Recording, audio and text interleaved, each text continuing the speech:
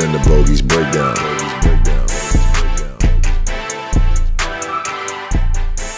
Bam.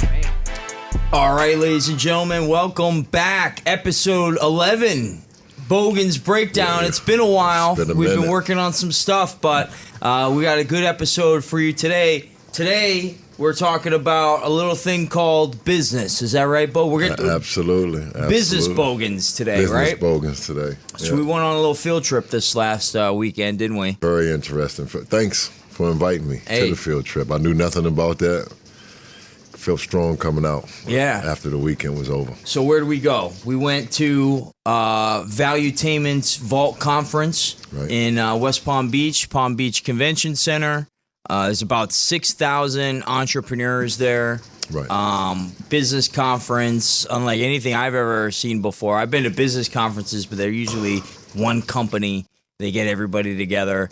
You know what I would call that? I would compare it to basketball and say it was like I would say like an all-star event where all the, some of the top dogs showed up. It was put together, and the top players come to an all-star weekend. I felt like that's kind of what it resembled, but it was all business. It was all business, and like no matter where you were at your stage in the business, I mean, you wanted to level up because you would hear stories of people. I mean, I'm going to shout one out real quick. My man Colton, I met him. He 23 years old. He dropped out of school, I believe he said when he was in the 6th grade. Right. He worked at his family farm during that time period, right? So he's working, just putting the work in. And then when he was 18, he started his own business. He was building sheds. Right. And this was around 2020 when the pandemic hit. And he basically pivoted at that point. He knew that there was a big demand for housing, affordable housing. So he pivoted to the tiny homes, the tiny home things, right? So, I mean, this guy is killing it, selling tiny homes, right? Like doing millions of dollars a year in revenue, 23 years old, right? And I was just super impressed. I mean, I'm not old, but no, you're not young either. I'm not young either anymore, right? So I'm 38, and I'm inspired by this kid. I'm like, oh my God! And this was the second day, you know what I mean? Second day. So it was just that was the type of talent that was in the room. Right. So many different industries, getting to share your industries, and then really just kind of work the room. Well, to me, like I was telling you this the other day, to go to an event. Like usually I walk into an arena, like a gym. I think PBD said this when he was up there talking. He said, I think he made the comment of, in this room you're going to feel small. I don't care how big you are outside, but in this room you're going to walk in, you're going to be with some big hitters and you're going to feel small. So I'll never forget walking in and just seeing, a lot of people, that didn't know Keith from the basketball realm. And me being in that realm, I felt exactly what we were saying. But on the flip side of that, it made me think bigger because I didn't feel like, before I left there, I was thinking on a smaller scale. When I left there, I was thinking on a much larger scale. So they had opened up, my brain as far as my thinking and, how far I could expand if I really, they gave me the pieces on how to look at it and certain things to tweak. And I would recommend that weekend. I think especially as me being a former athlete, I don't know if he's already done it, but I would definitely recommend that weekend to some of my other friends, current players, former players, because I think it's very informative. And not for your, advisor or anybody to go. You need to go sit there yourself and check it out. Yeah. Yeah, and that's kind of why we're talking about it today, and we figured it would be a good podcast episode. Kind of our plan for today is, look, sports is a business. If you're a player, you're your own business. You're your own business. You must protect your own business. I mean, being a player, it's pretty much ran just like, any other business, but you are the business. And until you look at it that way, it's not going to operate right. So that business model, if you're a player, you have to have the same model. Basketball, the owners of these corporations, I can put it all goes hand in hand. When I look at it, and you think how NBA teams operate, and you think how one of these big corporations operate, it's the same exact way. Same exact way. Same exact way. Same principles. you have to manage your life just like a business when you're an athlete because it's 24/7. Absolutely. You're on the road. You need that support system set up. You need your agent to kind of develop things, right? Yep. And it's always good. As a business person myself, I'm looking at some of this stuff. I'm like, man, now I have to make adjustments as far as building the team out, as far as how many more people am I going to need? What can I do? What do I need to get other people to do? Right. And then you learn ways to like, okay, how do I pay for these people then? Right. Okay, well, this is what people do. Most of it is sales driven, right? So if you have a position that's generating revenue, well, that's kind of paying for itself then, right? So then thinking of those type of positions for your business to make it all work for you, right? So we want to teach some lessons from the Vault Conference in this podcast today specifically. We want to talk about building a team because it relates right back to sports. It's a little section called 10 key roles that every business should have or every athlete should have. And then 4 elite roles that you need to have to kind of make that work also. We'll wrap things up towards the end. Very special guests that spoke. Who spoke at the Vault Conference? The Rock. I learned about energy drinks. I got a little, Poppy Tua soap. I learned a lot. He got, not only is he acting, he got a lot going on. So He's got a lot. It was interesting, to listen to him talk and, hear him, talk about success and adversity and how he deals with it. I played basketball, of course, but I wasn't a star to the level of him. But I could definitely relate to some of the things that he talked about. But not on the level as him. But we all kind of operate the same, to get away and deal with success. So. Yeah, and he, some phenomenal stories on that. Just the thing about Rock that everybody knows is his work ethic. Oh. And he came in to see us that day. He flew that night or that morning from... He said he flew that morning. Vancouver or something like that, right? Went home, tucked his daughters into bed, then just came right here to speak to a bunch of people on a Saturday morning, so... Saturday morning. Spent this Saturday morning speaking to us for about a good hour, 45 minutes. Yeah, I think probably even maybe more, so... Yeah, definitely informative. I like his work ethic. Great actor. After sitting there listening to him talk, seeing his business mind, I was already a fan of his movies, but that's just, definitely a fan of him now. So we'll give some rock lessons out of it all as well towards the end. But really, the big thing to start off is just that connection. What was it like in high school? Obviously, you're not a business yet. Right. You might be a startup. Now they are. But when I was playing, you was probably a startup. You definitely was a startup. Yeah. Yeah, you look probably a startup still in college too, right? Because this was before NIL. I would say a startup in high school because people can see your potential as a business starting to provide. Then college, kind of they definitely see it at that point. That's like your round one investor. That's exactly your college is your round one investor. Yeah, that makes sense. Now, like I said, now you got your NILs because you're in college. That is your round one investor. High school has even got round one investors now. So. That's a good point. So now they're starting actually earlier than we did because I would say it didn't start until college. Then you made it to the NBA. But now, even kids that aren't even in high school is already getting marketed already. So at what point were you in high school when you first started getting approached by agents, or when you realized I'm going to need an agent? I was in high school. I was ranked pretty high coming out of high school. Number 1, number 2 player in the country. It fluctuated between me, DeMar Johnson, and Donnell Harvey, 2 of my good friends to this day. And you get agents coming at your parents. It started, now. I always compare it to now because I look at what's happening now to back then. It was sporadic. You might have an agent or somebody try to come at you, but now I'm looking at these kids and I'm like, yo, how do y'all deal with it? Like, it's just, because now, basketball is business at its highest peak right now. So, right. And they're trying to get them young. So it started probably in, like, around high school for me, coming out of middle school, because I was recruited from middle school up. So then, how ballpark? How many are competing for your service? What are you talking about as far as? As far as agents, you're in high school. It depends because I mean, now that you're older and you look back, most people had an angle. So, I mean, somebody was looking out for you when you were young. Right. Then they had a bigger connection, which was a bigger picture that you couldn't see. Sure. I mean, so it was always. If I just hang out close to Bogans, if I could hang out and get somewhere close, man, I remember I would be driving. I was young. I was driving Range Rovers. I had access, whatever I wanted to, because if I could get him now when he's young, and then just funnel him up the funnel. And then, like I said, now I see it, and it reminds me of when I was coming up, but it's kind of legal. It wasn't supposed to be done back when we were kids, but right. now, it's legal. So it's more of, I see guys like, the kids don't want to play, and it's a whole different ball game now. A whole different ball game. Yeah.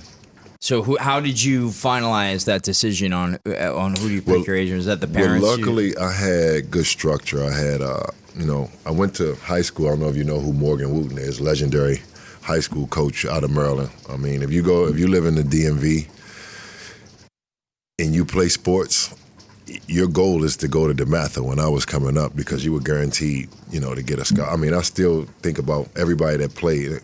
Brian Westbrook, played for the Eagles, great friend of mine. Me and him played together. He was my point guard in high school. A lot of people don't know that, but just if you could play any sport, and I mean anybody in my area, football, basketball, baseball, you went to DeMatha, and that was where you wanted to go to school at. So I got recruited by Morgan Wooten, and he did everything by the book. Nothing under the table, nothing dirty. I mean, this guy did everything by the book. He wouldn't even let me go behind the back or between the legs, and they called it hot dogging. And if I did it, I got taken out of the game. So if you ever watch me play, that's why. I mean, I had good structure. So and then he passed me on to Tubby Smith, and then I had structure for 4 years in college. Somebody to guide me and keep. So that's your support system in the beginning. Your coaches. My coaches were. I had fortunate enough. I had two great coaches. I went from one legendary coach to another legendary coach, and they weren't only coaches. They were like father figures, and I was always the best player on the team, and they never let that get to my head. They always grounded me. They always kept me in check. So a little tough love too, I'm sure. Oh, I asked Tubby. One day we were eating lunch, I think, and I said, we older now. I'm like, man, why are you so fucking, why you treat me like that, man? He looked at me and said, you really want to know why? He said, man, because if I would have gotten nice, you would have took cold fucking advantage of me. And I just sat there and I was like, you right.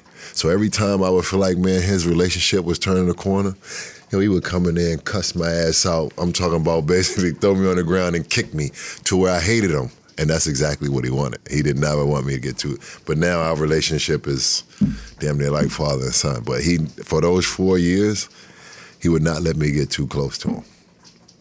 You can't get too close. You can't show favoritism. So I learned that now that I'm a coach and I got older, and I noticed, a lot of the guys, coach, let's hang out. So I'm thinking, they trying to get cool with me like Coach was talking about. I'm like, no, I'm here to coach, not be cool with you, bro. I might be screwing up the phrase, but I think it's camaraderie kills culture. Have you ever heard that? I've heard that, but sometimes camaraderie makes the culture. I might have made that phrase up, but it sounds good. It sounds good. It could sound opposite, too, at the same time. Because I agree with you. I think that relationship building outside of the workforce does help create the culture, right? Right. But it could also kill it. It could kill it. It depends on the energy. It's the energy. Maybe a better phrase is camaraderie can kill accountability.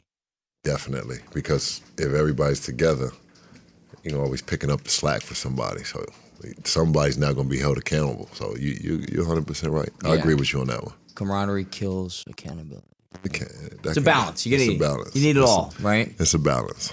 So, from college, then, where is your? Obviously, you're gonna get drafted into the NBA. When does that focus shift from the coach to the agent? I can honestly say so. I tried to come out of college after my sophomore year.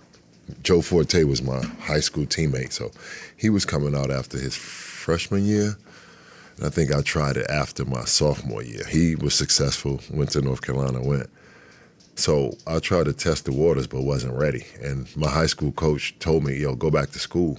and he told me something. He was like, Joe's ready to go right now. You're not ready, but you'll have a longer career than Joe. And of course, I was a kid. I didn't want to hear that shit. What the fuck you talking about? Like, anyway, I listened. I took his advice. I'm stubborn. I'm always gonna give you some pushback, even though you might be right. I still might argue with you just to, make myself feel better before I say you're right. Joe was me and Joe were the top players coming out. So Joe goes, I don't. Go back to school and have the worst junior year, to the point where Tubby has to take me out of the starting lineup. And I'm questioning, like, what am I doing? I'm like, well, I can't make a shot. I'm not playing my game. So he brought me in the office, and I'll never forget. He's like, Keith, you're more focused on the NBA than you are in college. You got to focus on the here and now. And the switch went on. So I finished that junior year, which was really bad. Came back my senior year, focused. Remember what he told me? I remember we swept the SEC, didn't lose a game. That's unheard of, never been done in college history. Swept the SEC. Probably won, 20, 30 games, but I was probably the best player of my whole career my senior year because of my mindset. And he helped guide me and get me ready for the NBA. And no other place can get you ready for the NBA. I argue with guys, not North Carolina, not UCLA, it's Kentucky. I mean, we got, I know the fans don't want to hear that, but we got the best fans in the world in Kentucky. So that prepares you. I mean, we got more fans in the arena in college than we do in the NBA in Kentucky. Well, four drafted players this year. Oh, three drafted, one undrafted. We always gonna have a bunch of draft picks. Let's get used to it. Yeah. Get used to it. So then once you get into the NBA, now you get your first big contract. Right. Now it's like, oh shit, now we have to start building the organization a little bit now. Yeah. So now, I mean, you got to start getting some help because you can't do it all on your own. So it's like a business. You start putting your team together. You need somebody there to help, whether it be a chef, whether it be a nutritionist, whether it be, because you are the business. So now you got to do things that's going to take care of you and your body. So that's eating right. Whether you got a trainer that trains you, a masseuse, somebody that handles your things when you can't be there. You're on the court, you're tired, you got to watch film. So you definitely got to build a team. It's just like when you build a business. Yeah. And when you get drafted, you got to start putting your team together. Yeah, put the team You together. definitely got to put. Some guys now already have their team built. Well, that's going to be my next question is, how many people from the old life did you bring on that team? Oh, I mean, I brought a few people. I mean, they're not here now, but things happen over time. But I tried to build a team. You put your team together of people, and like any other business, people are going to fall off. You're going to get new people to come to the business and help you better your business.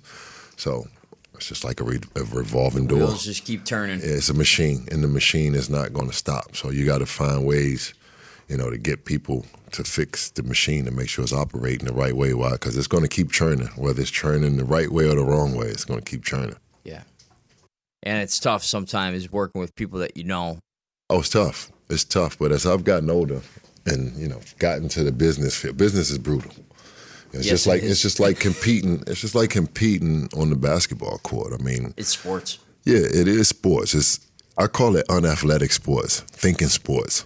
Yeah, I like that. Thinking sports. It's a thinking sport. I like business that a lot.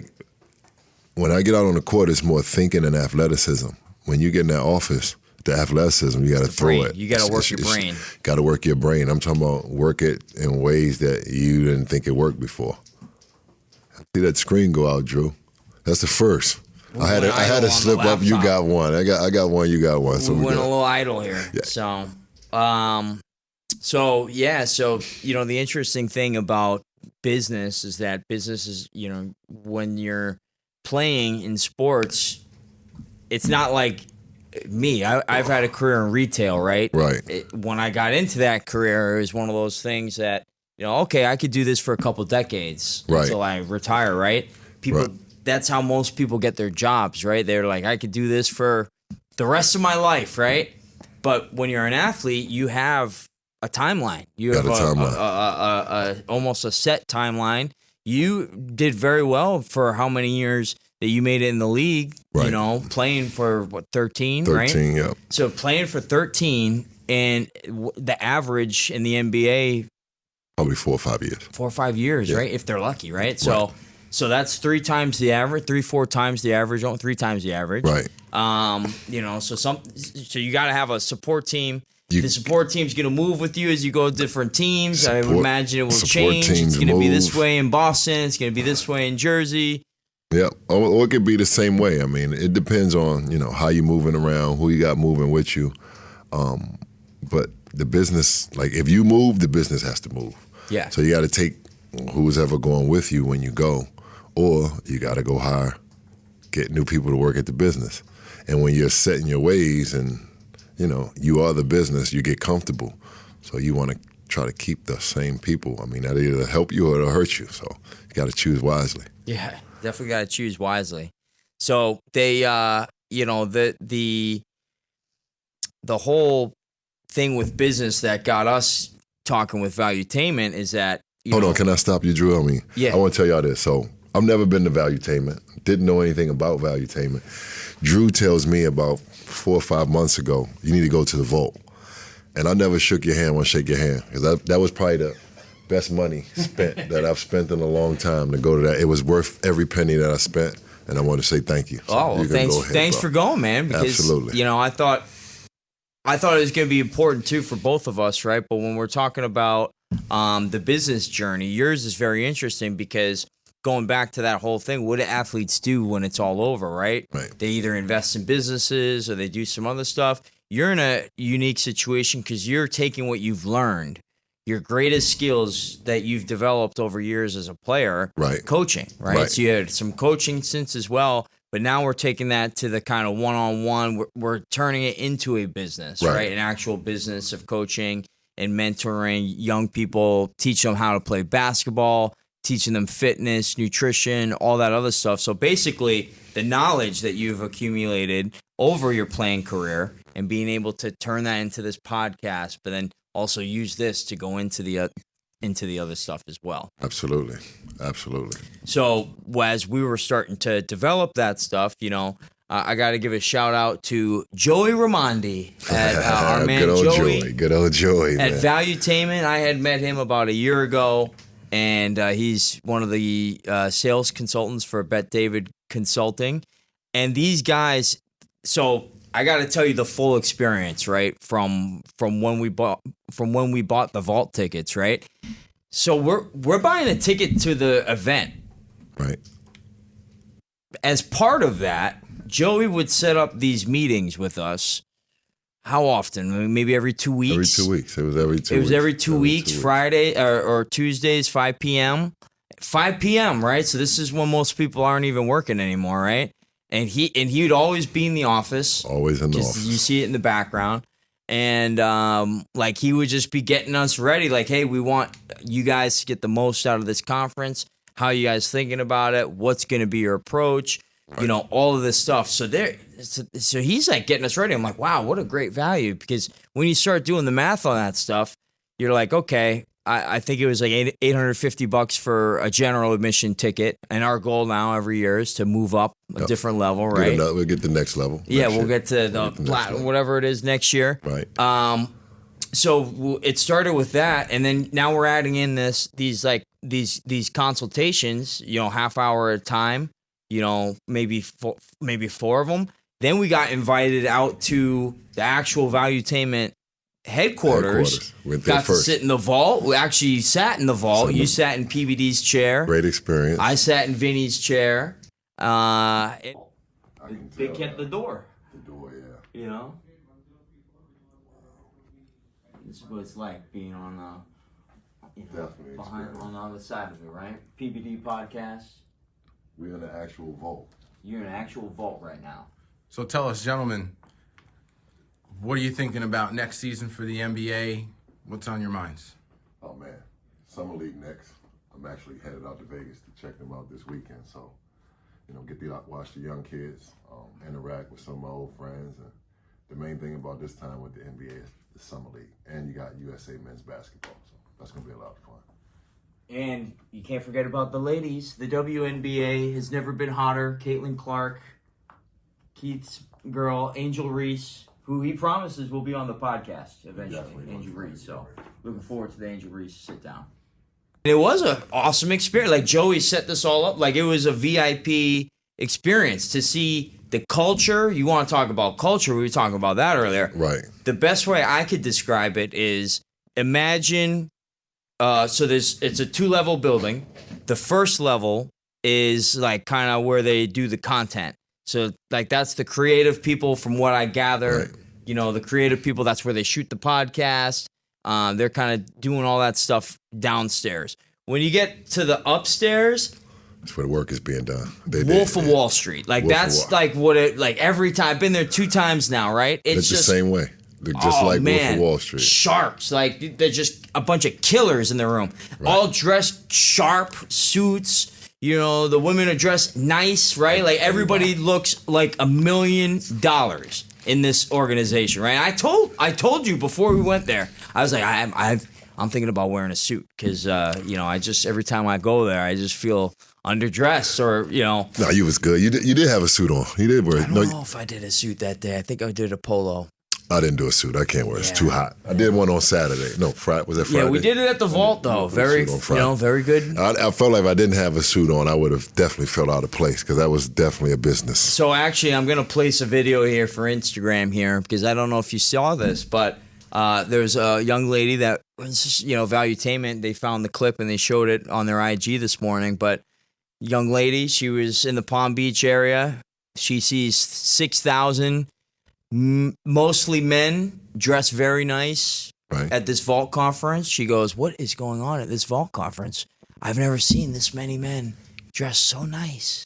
Okay, I'm being so serious. Never in my life have I ever seen a group of more attractive men than today in West Palm Beach. There was an event going on called the Vault. I think from what I could see online and just Googling it, it's like some type of business, leadership, entrepreneurial conference or workshop. They were hundreds of men that all were put together, dressed up, and just like looked so good, like from their appearance, but also they were all gorgeous. Like if you were at the Vault and you're a man, comment below, like drop your out. I don't know what to say. Like there were hundreds and every single one was gorgeous. I was taken back because I'm sorry I live in Tampa and the men just aren't it. Maybe I need to move to West Palm. I don't know, but it was insane. I will be attending the Vault next year. I'm not an entrepreneur, but I will be acting like I am.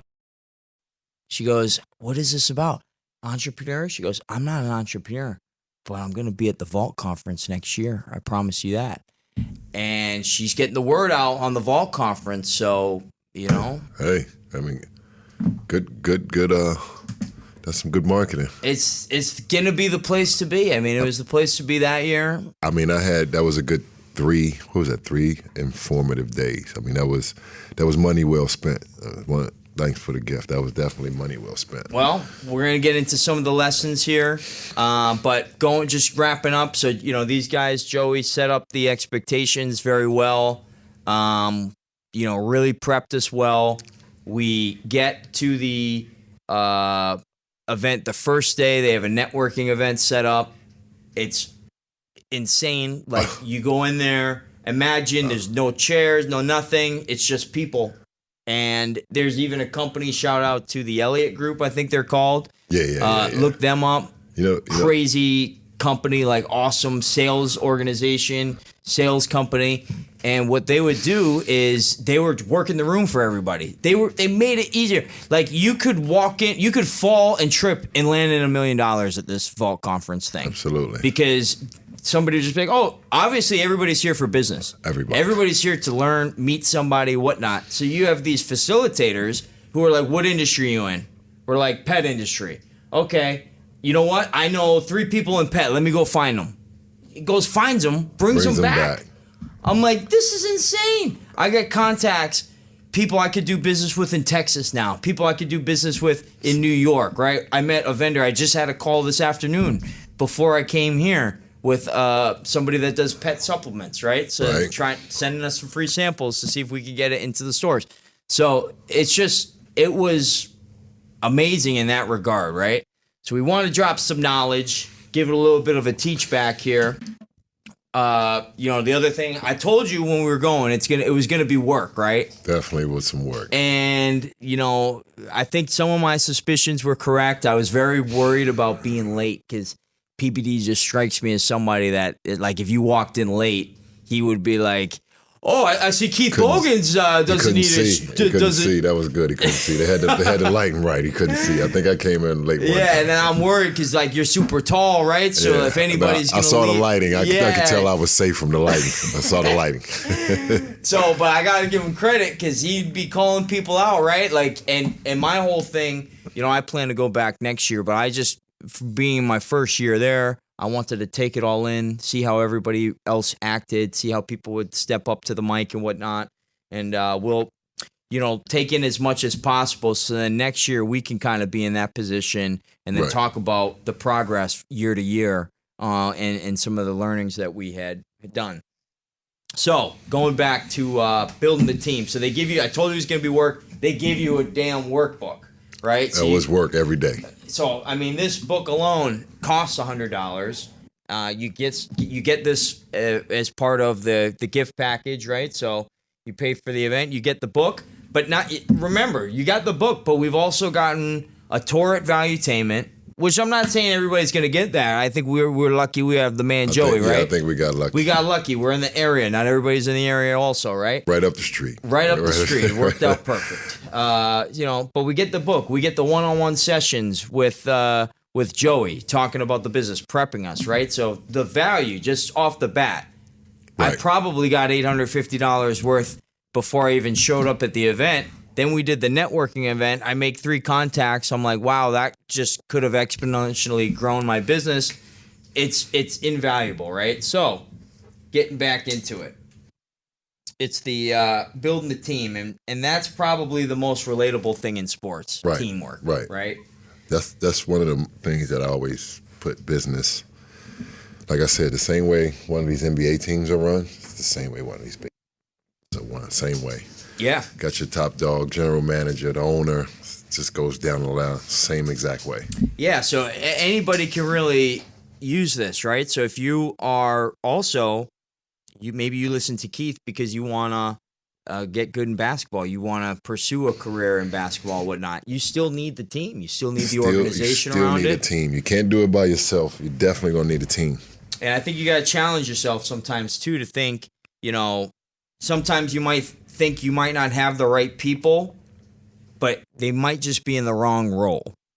And maybe you just got to move place. them. Yeah, you just got to put them in the right role, right? Right. So let's get into it. We're going to go through the first 10 key roles. I'm going to have it on the screen. And then once I name them all, we'll go one by one and we'll kind of talk about what they meant in your playing career. Right.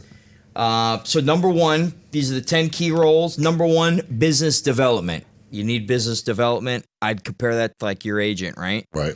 Number 2, visionary. You need somebody that has the vision of the business. That's you. That's you, right? That's like the founder. So if you're a player, same thing. You know where you want your game to go. So you have to get the people around you to make your game get to where it needs to go. Yeah, and you have to sell them on what because everybody's going to try to change. Oh, Bogues, you should do it this way. You should do it this way, right? Stay your way. It's your vision. It's your way. But you can listen to people. You can tweak it here and there, but still your vision, your way. Operations. So, what's team operations? Tell us about team operations for a team. What does that consist of? Your everyday. Every day. Well, you need team operations. You wake up, have your chef. Right? You got to get your breakfast in the morning, right? And then you got your trainer. We all train before practice. You lift weights or do whatever you need to do. Then you have your actual practice time where you have to go to work, right? Then you have to get back to your chef again. So your chef and your trainer might be 2 of the most important people in operations every day because they're making sure the machine keeps going. So I would always say in my world, the trainer, the nutritionist, the chef, 3 of the main people in the operations of the day-to-day. I would say so. So in business, in your world, what would be the 3 main things? on For your operations? Yeah, in a day. Well, I think, when I think about operations, I think of logistics a lot. When I think about retail, for example, because that's kind of our specialty. We got Goldie in the house today, little Goldie. We're talking about pets. Goldie is safe here. We don't have to worry about Goldie. Yeah, Goldie's here. But operations to me, when I look at retail business, I break it down between sales and operations. Gotcha. Right? So, Gotcha. and that's actually two of the roles here. Sales is number 10 actually on the list. Operations is kind of the process, right? So those are going to be my my store managers to a degree, right? They're going to be the ones that are really driving the operations of my business. Right. Maybe they're assistant managers. Maybe if there's somebody that's specific towards inventory, that's who it's going to be. So I would definitely say those people who are really doing the work. Right. It's all work at the end of the day, but It's all work. It's the little work that doesn't get the credit. That's definitely operations. Yeah. They are same way. The equipment manager, the guys who get the gear out. Those are the guys. I would say in my world who don't get a lot of credit is basically the equipment managers. Yeah, I was going to mention that. They make. I gotta add that. Like I've had some equipment managers, and I'm like, yo, without y'all, nothing works. But they get no credit. Yeah. So exactly, I get what you're saying. Yep. So anybody who plays or been on the NBA team, you know how important that equipment manager is, because without him, it's no game, it's no uniform, it's no shoes, and as picky as these guys are, he has to basically get what every guy wants, and he makes it happen. Now, the equipment managers, do they have any service or role to the away team? Yeah, they actually do a lot for those. So if a away team comes in and plays, I think they like take care of the laundry, and like the home team does a lot of the stuff when the visiting team comes in town. Like you pick up their laundry, you do their laundry, you get it ready for the next day. Like they the machine. Like people would never they the real superstars, because the superstars wouldn't be ready to play mentally if the equipment guy didn't make sure he had. When I say every single thing from a finger wrap with their number on it, he has everything. Wow. Yeah. Finance. You need somebody to run the money. Got to run it. You got it's the same way. You got it. You can't do it yourself. Can't do it yourself, but you need to have a level of control over it too. Definitely have to have a level of control over it. In the business, same with us. You're making it. You got to keep an eye on it.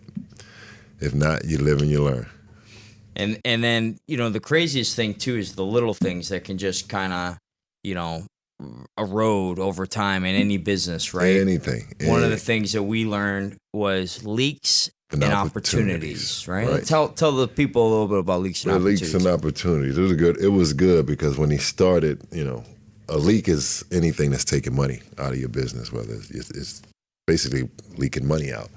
So it was an exercise that we did where he's like, think about, all your leaks that you have, and all your opportunities. So I thought about the leaks, and the leaks were, they were big, but then I thought about the opportunities, and they made the leaks look like they didn't even exist. Yeah, the opportunities are way So bigger. yeah, the opportunities were way, and then you had some people say that their leaks were bigger than their opportunities. So it was a little different to hear.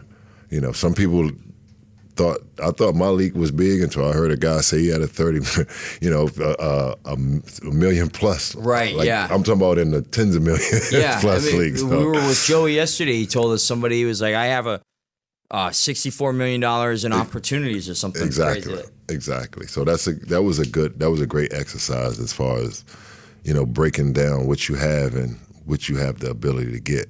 So. I'll give you a quick example, something I took back to my business when it came to leaks and opportunities is I was looking at store hours of operations, right? And I have a store that would close a little earlier, right? So it would close an hour earlier than everybody else because, the business was slower in the day. Right. So just looking at a couple models, I was like, wow, if we're at the same hours as everybody else, scale it out. I'm like, man, that's actually, even if we did $250 that last hour, that's $50,000 a year in revenue, at a very minimal cost because you're just you're paying the labor 1 hour to stay open, right? So it definitely changes the way you think about things a little bit, because it's not just like, oh, you know, I need to fix things, you know, for this time. You want to fix things for forever, you know, put a process in place. And I think that was very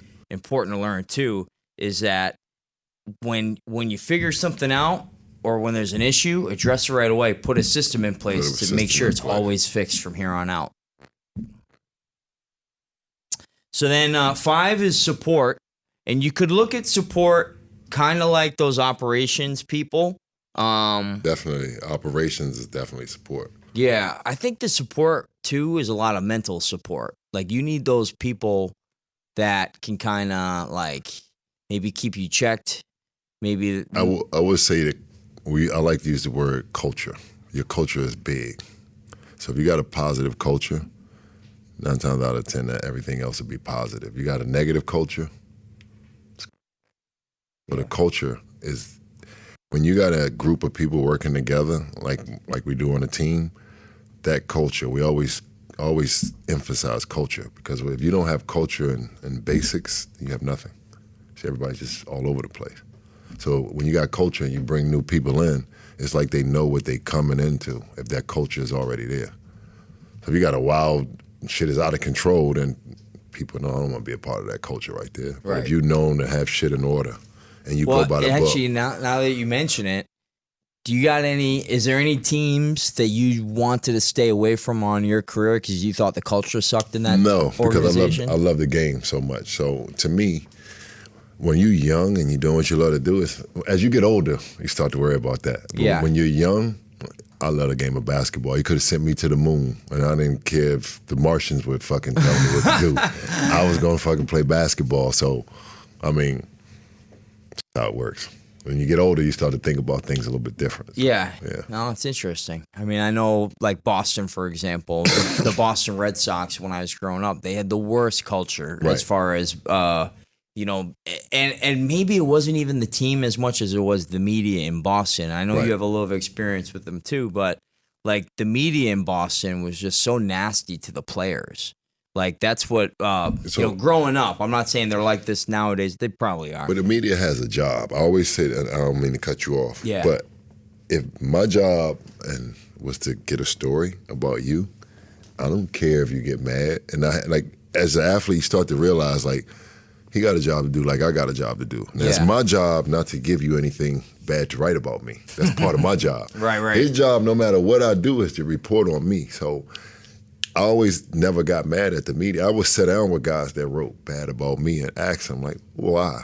And then you learn that it's his job. Like, you got one media that's going to write good about you. You're always going to have, it's always going to be positive and a negative. Yeah. So my main thing was the negative guy, I'm going to go let you know I know where you're coming from, and it's okay. And we just keep it moving. That's how I looked at it. It's a good way to look at it. Yeah. But, I mean, if you get on their bad side, they can make your life a living hell, I would imagine. And that's what I used to see in Boston, right? Because maybe there were some players that wouldn't give the access to or they wouldn't give the time of day to someone like the old school, hardcore sports journalist, right? So then these guys would bury them, right? And then it used to bother me because these were our heroes. These were our, like, you know, the Pedro Martinez's of the world, the Roger Clemens of the world, right? Right. You know, some of these great players that just got buried on the way out of Boston. And as I look back at it, like, we could say it was the team didn't, you know, make the best effort to re-sign them or for whatever reasons, right? But what really taints your whole experience, there's so many players that never would come back to Boston after they left, like to like celebrate or like come throw a first pitch or any of that stuff. They would just be like, nah, like, because the way that the Boston media treated them after they left, right, and then unfortunately that bleeds to the fans, because the fans, especially back then, really followed the media. So it just became horrible. It's 3 fan bases you don't want to piss off. You want to guess? Boston. 1. New York. 2. Philly. Okay, yeah. Okay. Bad game. It's a cold day. They're sitting in their rear ends in snow. And here comes this lousy little Santa running down the field. So they start to boo. You hear the booing. You hear it. I said, well, you know, I understand what's going on here. You know, they're not booing me. They're just booing Santa Claus. I was starting to walk back. I saw the snowball starting to come, and then I started getting hit with them. And all of a sudden, Santa Claus is dodging and ducking, and there's a full stadium full of people just wailing away at Santa Claus. I've learned those 3 cities, right? All Like Northeast. if you're not built, you have to be built a certain way to play in those cities. If you are not, and you're fragile in any way, shape, or form, Don't even go there. Or what you just said, you're never going to come back, because you have to put in your mind, you're in a big city. And when you're in a big city, it's a lot of different opinions, there's a lot of different writers, there's a lot of different stuff going on. So you got to definitely, when you're in a small market, totally different. You got one beat writer, might probably got 1 or 2 other guys that write. But in a city like these, it's a million writers, and they all writing different stories. Oh, they're all trying to get their spin. Oh, so what? The negative story always gets the most pub, so that's why they're always looking for something. So I'll tell guys, if you're not mentally tough, or you like to get in trouble, stay out of New York, Philly. Look at Kyrie. Kyrie had a tough time. He was in both of them. Stay out. I'm telling you, bro. Like he seems at peace in Dallas now, though, doesn't he? He seems at peace in Dallas. He seems much more relaxed, and we talked about it during the finals. But you know, the way that he just handled himself after the finals loss on the court in Boston. I got the funniest story ever. So I forget this guy's name. He was a writer in Kentucky, and I used to give him a hard time, right? I didn't understand why. I mean, he was a writer that would always find something, so I wouldn't answer his questions. People asked me, I would look them off. So I have a bad game one game, and Tubby takes me out. This is around my junior year where I tell you I have that bad year. And he tells the cameraman, keep the camera on. The game didn't even matter. So me pouting, me crying. He didn't, and the segment came on that night after we won the game, and he said, he did a segment about me pouting. And it was about a minute and a half. And I got so mad. Oh my God. But when I got older, right? I mean, I was so mad I didn't talk to him. You got that footage? I want to call and get it. I got to show it to you. I seen this guy probably a few years ago. I gave him a hug, and I told him, thank you. And I was like, man, because after I saw that film, it was probably the next year, I looked at how bad I looked. And I was just like, then you did me a favor. Wow. Because you pointed, not everybody can do that, too. No. Like, put the camera on him. Put it on me. So I could show him. I'm throwing water bottles. I'm cussing at coach because he's not putting me in it. And I look like a little bratty kid. It was the funniest shit I ever seen. But when he pointed it out to me, and then when I talked to him, he was like, you're going to be a pro. And that's how you was acting. I wanted to show you how you was acting. It was the best educational video from a media guy that I've ever received. Because I got mad. I went through all the emotions. I want to kick his ass. How this motherfucker... But then once I thought about it, it was like, damn, that's how I'm really acting? Like, he got me on, so if he saw this and he put it on the news in Kentucky, damn, what if this on ESPN? Everybody laughing. Right. So that's the one time that the media was actually, I felt like he was on my side teaching me a lesson. And I didn't get that lesson probably until about 10 or 12 years later when I got to Chicago. And I think the writer's name is Sam Smith. And Sam kind of did the same thing. It was writing. He was like, I'm going to change my narrative on how I write on you. And I'm like, I do everything the right way, but he was like, that wasn't my job to write. And I was like, oh, so you got a job. And that's when I learned as I got older, they got a job. So the beat writers, they're writing what they're told to write, not what they're reporting. You have to follow this protocol and write this. So I had to realize how the media works. Media. So, either with you or against you. Yeah, I know. Well, that's why we got to do our own media. That's why we're sitting here at the Bogans Breakdown. That's it. All right, so past that, we got marketing. Another key role here. What do you think? How would you relate that in sports? If you're an athlete, what's your marketing team? I told you earlier, we didn't have the right to do a lot of marketing like they do now. So I'm watching these kids now, and they can market themselves any way possible. So marketing comes with, once again, you got to do the right thing, stay out of trouble, and then you're super marketable. And the marketing, when you're playing, you have to be able to market yourself the way you look, the way you carry yourself. Those are the main things in staying out of trouble. Yeah, I guess you would put your public relations under that. Public relations is probably the biggest part of marketing for an athlete right there. It's all those things we were just talking about right there. I mean, look at what happened to Shannon Sharp today. Yep. So damn, Monk. So, I mean, as they say, all PR is good PR, right? Yep. So, sure it will work out. Yep, definitely. It'll become a meme legend. In your line, what's the biggest, your marketing? Let's talk about marketing from your business perspective. So, the biggest thing with marketing to me and in business, and it's funny because at this Vault conference, we would do case studies. Right. And these case studies were nice because there'd be like scenarios that you would throw out there, and then you would break out into a group of people that were around you. And this is how you got to meet people because, right. you'd turn around and they'd be in your group and you're doing the case study together. And, it's that's how you would easily make the connections.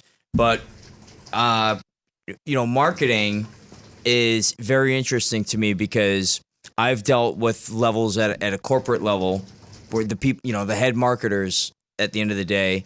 And, a lot of times I'm a sales guy and a data guy, right? So like in order for me to get credit, I have to sell it. Gotcha. You know what I mean? Like I can't just say I'm going to sell it. Right. You don't get any credit for that. I have to sell it. Right. We have to perform, right? Marketing, they do this Jedi mind trick, I like to call it, which they can say, well, marketing, we can't always show you the results. Right. But if we didn't do it, you don't know what the results would be. Right. Right? And you'd be like, nah, I don't know if I like that. Can you show me something? Well, what we can show you is impressions. And I'm like, what's impressions? Well, that's how many people see you on the internet. And I'm like, well, how much dollars does that create? Well, we can't really show you that.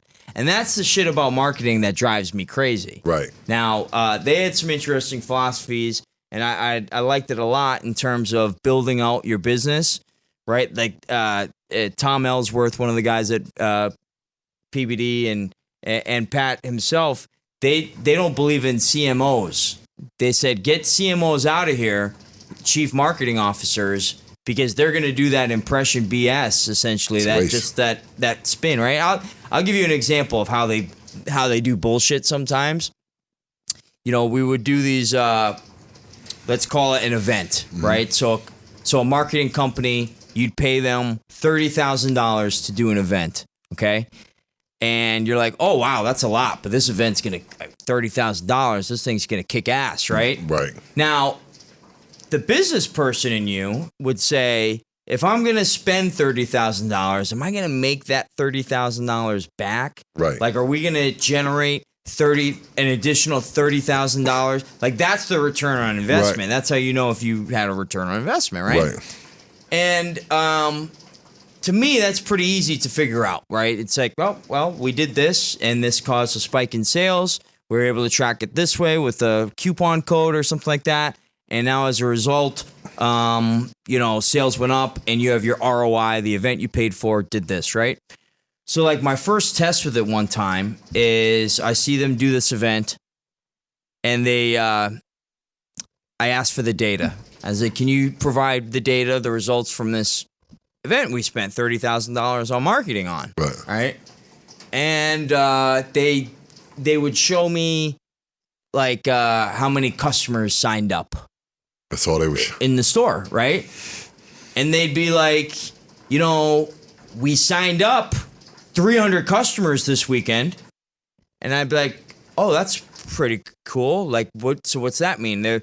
Well, the average customer in your store spends in their lifetime $938. So when we take that $300 and multiply it by 900, this marketing event, this event that we just did, we just made you $180,000. And I'm listening to all this, and I'm like, but I only did an extra $5,000 in sales this weekend.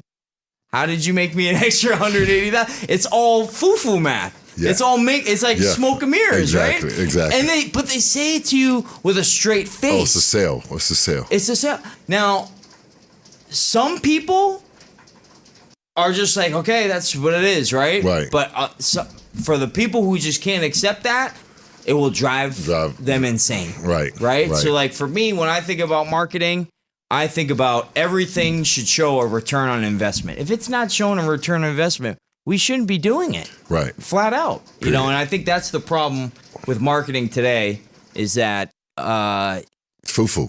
it's foo-foo. And the marketing industry's gotten away with it for too long. Now they screwed because there's AI and a lot of that stuff. That was the case study, I think, is that there's a new AI available that can, you know, cut back on some of the people they're spending on marketing, right? So, That's you know, the AI is gonna kill the that's what market. you get for trying to rip people off all this time. But not to say marketing's bad. Look, marketing is a necessary evil at the end of the day. Exactly. If you're a business and you don't do marketing, it's a key role for a reason. Every business has to do it. That's why at Wanted Holdings, we're creating a marketing company because we deal with all these stores, right? We deal with podcasts. We deal with our own other businesses, the studio. We need marketing. Need marketing. So why should I pay another company? Keep it in-house. We all need it, and then my friends need it. Might as well just do a marketing company, right? So makes sense. there's levels to this. Definitely. Levels to this. All right, moving on. 7, legal. Need a legal team. Need a lawyer. You're gonna need a lawyer for something at some point. Contracts. How many lawyers would you keep at a time? I mean, I wouldn't necessarily keep them. I knew who to call when I needed to call. So you just had specific lawyers Some for of my specific friends, things. some are friends, some are friends of friends.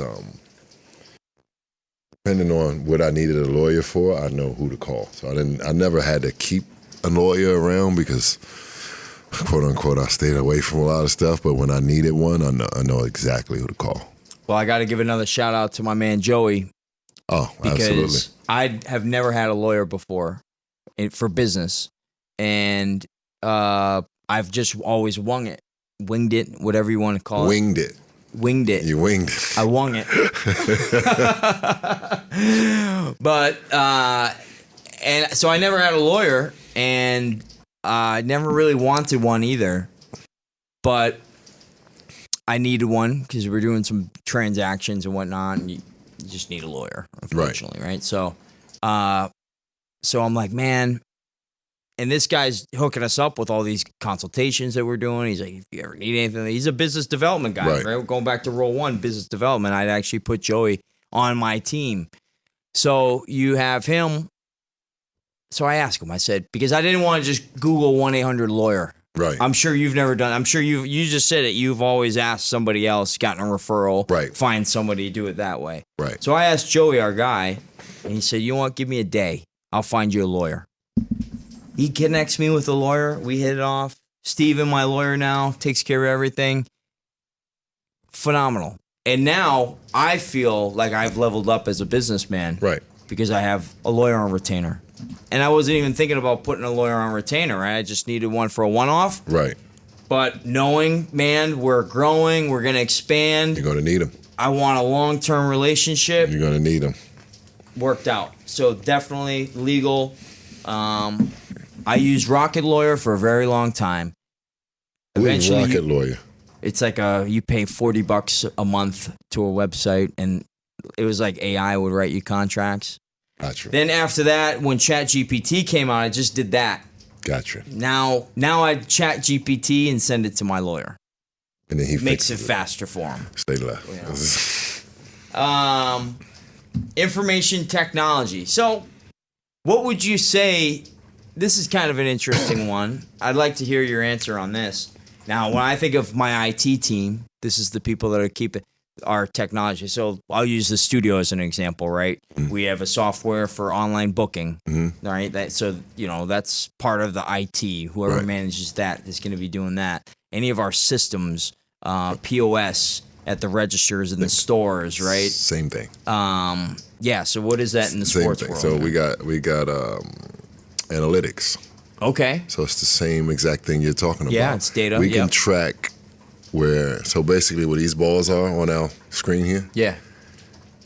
if you were to play 82 games, the analytics would tell me basically everywhere you took a shot, where you like to take the shots from, which side of the floor you take the shots from, the percentage that you make these shots. Wow. So it's a full, like, the technology behind the scenes in basketball is the same as business. They break, it's numbers. It's numbers. Everything is numbers. Well, the Moneyball was a big part of the conference as well. Some Yep. of the lessons from Billy Bean's Moneyball. Exactly. It was all analytics. And you remember what the most important metric in baseball is? No, I do not. What is it? On base percentage. On base. Right? Because that's kind of what they zeroed in on.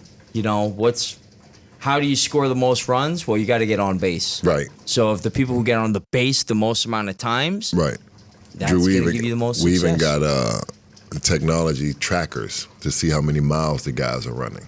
So it's a little thing you put on your hip. Oh, wow. Yeah. So it's a computer like we sitting right here right now. And if the guys are running too much, it'll tell them, you got to slow this guy. I mean, the technology is like medical technology, the basketball, the cameras, the motion sensors. I mean, it's technology we need. You got to have it. I mean, in the sport today, just like in business, you got to have it. I agree. All right. Product development. What do you got for product development? You are the product. You are I the am product. the product. So how am I developing? What am I making? Is my shot getting better? Is my percentages getting better? It's like your training. It's your training. It's your training staff. It's the training staff. I love this. It's your training staff. I love this. So if the training staff doing their job, then you're excelling to where you need to get to. In your business? I would say it's the merchants on the retail side, right? So the people who find the products for us to sell and whatnot. Now, the other thing too, and the other thing, I highly recommend a book. We learned it from the conference. Will Guidara is his name, and he had an amazing story on customer service. He wrote the book Unreasonable Hospitality, and this book blew. I haven't read it yet, but his speech just blew my mind. Right, so all he was doing was he would create a position in the restaurant. He ran a restaurant, 11 Madison in New York. He took the restaurant over as a part owner, and then he just went maniacal on customer service, or what he called unreasonable hospitality. And he would give examples. So he would create a position in the restaurant, think of like the hostess almost, but this person's position was called the dream weaver. And all their only goal was to be in tune with the customers, the clients that are in the restaurant at that time, so they can think of creative ways to blow these people mind, right? So the example that stuck out in my mind, he uses is there was a family from Spain. They were visiting. It was snowing outside. This is New York City. Two kids, first time they ever seen the snow. Dreamweaver picks this up, starts getting to work. They start and they get an Uber. They get an Uber to pick the family up outside ready for when their meal is ready, right? They load up a big thing of hot chocolate, get that in the back of the Uber. They load it with some sleds, right? And when the family's all ready, they surprise them. They say, hey, here's an Uber trip. They're going to take you to Central Park in New York, and the kids can go sledding and enjoy the hot chocolate on us. And it was like a surprise, right? Unreasonable hospitality. Is it necessary? No, it wasn't necessary, right? But as a result of that creates a legend. Exactly. You know what I'm saying? That I'm talking about it today. Exactly. On a basketball podcast. You know? So that's unreasonable hospitality. So the product development. So going back to that, your product could be your service as well, right? So in the retail space, when you are trying to think of ways to do things better, you know, if we're carrying out bags of dog food for people, right, automatically it's a plus. That's a form of unreasonable hospitality. Got you. You know, so that's what I would say. Merchants, but also, you know, fine tuning your processes to exceed your customers' expectations. Same as us, coaching staff, watching film, breaking down the film. Yes. Getting in there, trying to tweak the little things that aren't working, seeing them, fixing them. It's the same exact thing. It works hand in hand with information technology. Right. And the last one, you're gonna say sales. Sales is to me wins and losses. So if you explain that. So if you're making the sales that you're supposed to, you're winning. If you're not, you're losing.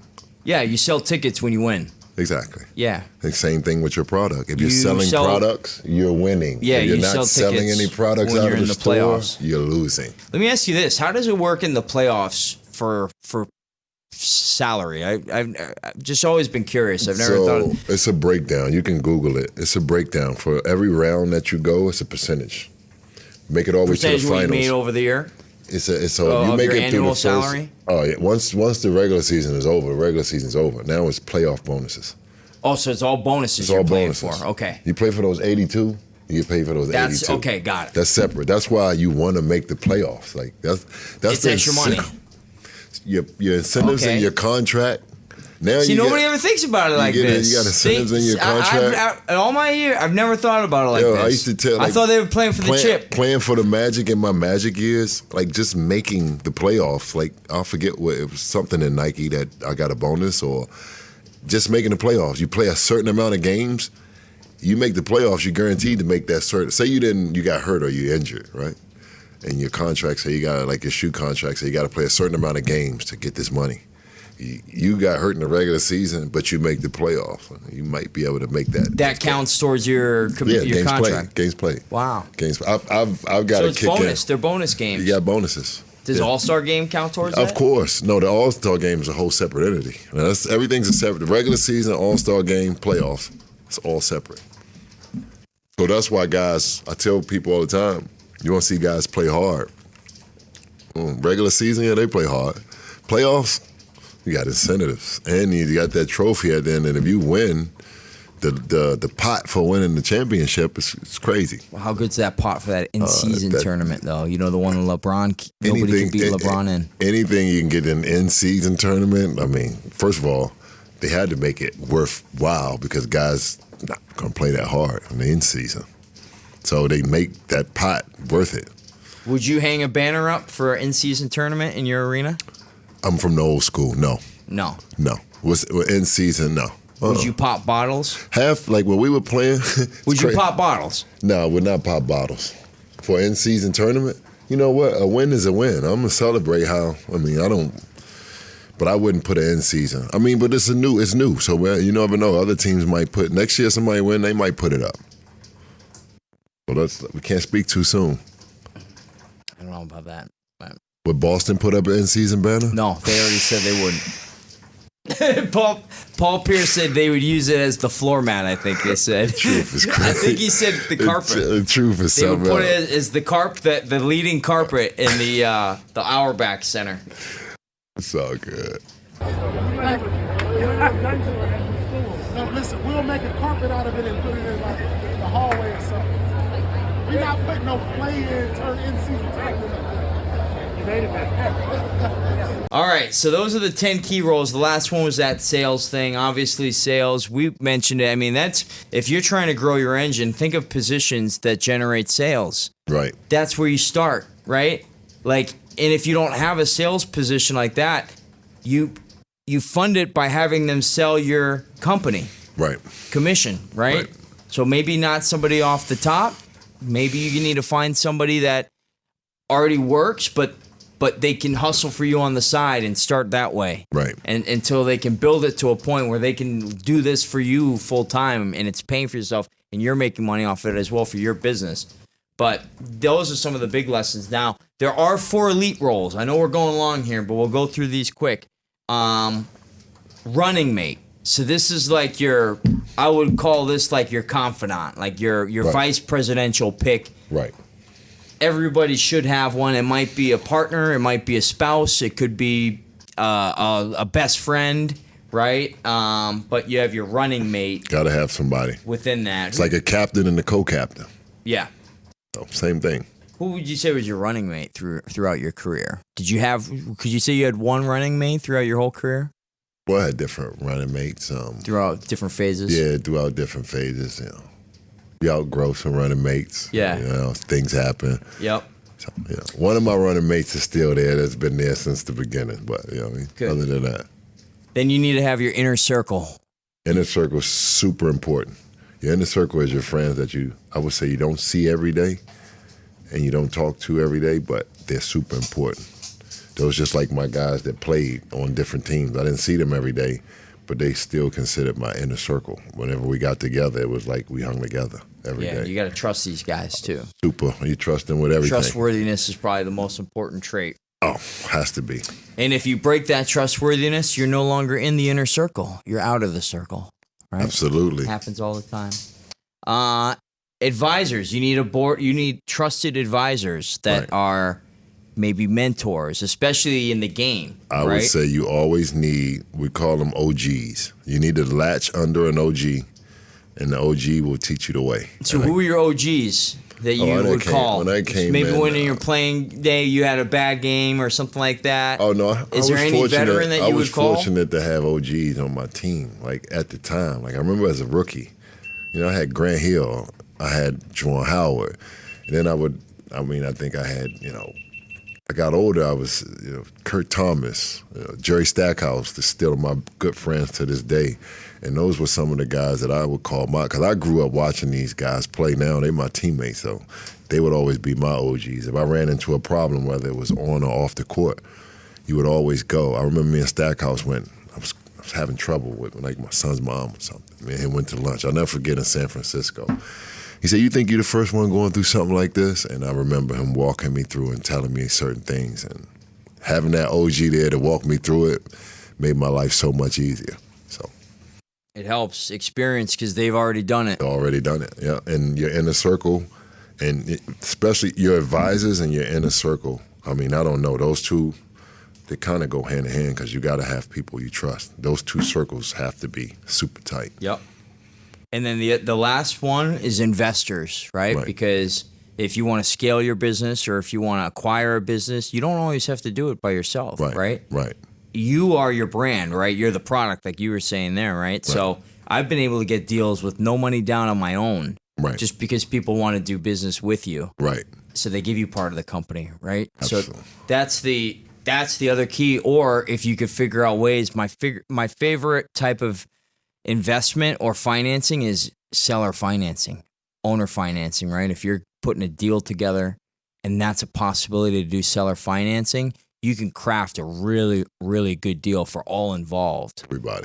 The seller, yourself, you cut the banks out. You don't have to deal with underwriting or any of this other stuff. So that's kind of my favorite thing. But investors are what make it happen, right? Because you might think, I can only get so far, right? But if you get the right it's somebody that can give you. I always call it a jump start. Yeah. Somebody, not even a jump start. It's like your battery's going dead, and they just give it. Not even going dead. They just give it a little. I call it what they call the stuff to make the cars go faster on Fast and Furious, where they hit that button, the NOS. What is it called? NOS that makes the car go fast. You don't know? I'm a movie guy. Well, I'm a movie guy, Drew. Yeah. It's called NOS. It makes the car go. If I'm wrong, I'm wrong. But whatever makes that car go faster. I think that's a drink. That's an energy drink. It is an energy drink, but they also got it from the car. Okay. But, yeah, it's just like you need that boost. You need it. You need it. And you can think you're good, but a boost can always get you to a better place. And to help you take less risk as well. Absolutely. All right, so those are the roles, couple just other things to wrap up. What was your biggest takeaway from The Rock? Well, just his work ethic, how hard he works. And like I said, the entrepreneur he is away from, making movies, how he walked away from wrestling and had an idea of what he wanted to do. He had an idea, it didn't work, he kept at it. Like, I tell people, I use the word insanity. You have to be insane if you have a dream. So people always say, like, if you do the same thing over and over and expect a different result, that applies in sports and if you have a dream, because you have to do what you think is the right thing over. And in sports, like playing basketball, we come in every day, we do the same thing over and over. We run the same plays, run the same drills. That's insanity. But it takes a little insanity, I think, to be successful. So he has that insanity because he kept grinding. He knew what he wanted to do. And I took away from that, that's the same mindset that you have to have in anything, whether it's sports, whether it's business. You just got to keep grinding. If it don't work, you just got to keep grinding. And eventually you'll have a breakthrough. I think he told one of the best stories that I've never heard before. I don't think anybody's ever told it, or he's never told it. But his history with Vince McMahon, and in 1999, The Rock had signed a contract in, I think, 1996. It was like for 5 years, $750,000, he said. I remember this story. And in 1999, he was on top of the wrestling world, just about. So Vince still has a couple years left on that original deal, but Vince comes to him and says, hey, let's renegotiate because you deserve it, right? So at the time, it's Stone Cold Steve Austin and The Rock that are the top of the food chain. And what did The Rock say? He said he wanted to do his own negotiation, right? So he didn't do it with any agents, nobody. He had a relationship already. He had a relationship with the old man. Why do you bring somebody in and you got a relationship? Exactly, right? So he's like, I'll do it myself, right? And threw some goodwill in there. So he's negotiating with Vince, and he goes, how much does Stone Cold Steve Austin make? And he goes, $1 million guarantee. He goes, well, I want $2 million. And Vince looks at him and he goes, well, what makes you think you should be worth $2 million? And The Rock goes, well, I think I'll be twice as big of a star as Stone Cold Steve Austin. So Vince goes, okay. He goes, I'm going to introduce you to the CFO, and I want you to spend a lot of time with him, and I want you to learn everything about this business, the finances of the business. I want you to understand how everything in this business works, how things are paid, venues, everything, right? And then once you learn that, then come back to me and tell me how much you want. Right? So he does that, right? And it doesn't take him very long. He learns everything. Right. He becomes a student of the game, right? Now he sits on the board of directors. So think about how valuable that experience was in 1999 as an athlete. Imagine if one of the owners of the team took you aside, 3-4 years into your career, and asked me to sit and watch, and I would have mirrored him and followed him around. It would have been insane, right? So now he has that knowledge. He goes back to Vince, and he goes, you know what? I'll take $1 million like Stone Cold Steve Austin. And then Vince turns to him and he goes, because you've now gone through and done that, you'll make $15 million this year. Unbelievable. And he did. Unbelievable. So that is the crazy. Now, the reason why I wanted to tell that story is, again, for other business owners, I find a lot of small business owners, a lot of times they don't like the team or the manager knowing the inner workings of the business. And because maybe they're afraid, like, oh, if they know how much the store makes, or if they think, wow, the store does $2 million, they're going to be like, why aren't I paying them $500,000, right? So that's kind of like the whole thing. But look at that example with The Rock. The Rock went through that whole exercise. He came back and he didn't ask for more money. Asked for less. He asked for less than what he intended for, right? And now he knew how to impact the business. Right. To make Vince a lot more money. Right. But also himself way more money, because the compensation plan is set up that if Vince wins, Rock wins. Yeah, absolutely. And that's it. And that's business. That's the business. That is business. Go hand to hand. That's it. Great story. So the last thing we're going to talk about, right? So wrapping it all up, we got some announcements here. If, there's a little platform, it's called Minect. And the thing about Minect, it's from our friends over at Valuetainment, PBD and the team there. They've developed really, I think it's a pretty awesome platform. Do too. It's great for consultants, right? I do retail consulting. Keith is now on Minect, and you can actually ask questions for Keith on health, fitness, training, basketball training, right? He does coaching. Anything. You name it. You name it. Yeah. Tell him what you do, Keith. Coaching, training, basketball, nutrition, working out.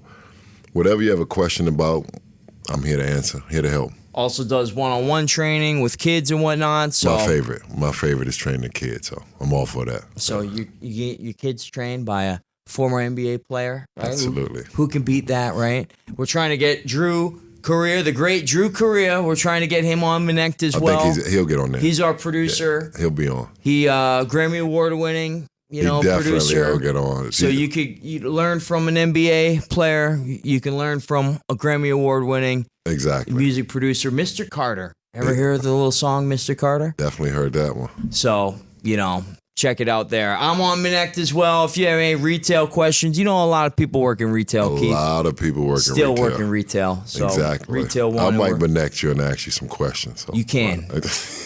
I'll allow that. So you can see we'll put our QR codes in here. Definitely take a look and check that out, and highly encourage you guys as well. If there's some things that you think you can contribute to, if you're an expert in something, you want to get paid for. Oh, absolutely. I would, even my friends too. I mean, a lot of my friends, I've even told them about Connect. Great way to connect and consult. And I know there's a lot of people out there trying to get some info. So I'll put it this way. The way I'm using Connect is part of my business plan. We went through the key roles, right? We got advisors, inner circle as part of that, right? Right. So the way I look at it is some of the best business minds are on Connect. People Absolutely. like Tom Ellsworth. I can just set aside a budget to do a 15-minute call with Tom once a quarter. Right. And make that investment into my advisors, and go Definitely over. worth it. So that's the benefit of Connect and some of the stuff that you can do on that. So highly check it out. Check us out. So any last words on NBA? Nothing going on right now. Man, we live in this regular. We're doing business today. We business Bogans We talking today. business. Bogans Business Breakdown. So sports. I haven't even been into sports lately. I've just been watching some other things. Yeah, me too. All right, without further ado, peace. Don't forget, check out Connect. Find us.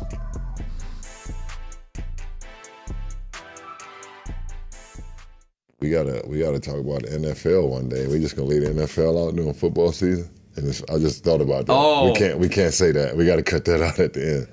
It's football season. Next time we're gonna have to talk about. Now you have to bring up your favorite team or something. We got to bring up. Why don't we just leave this?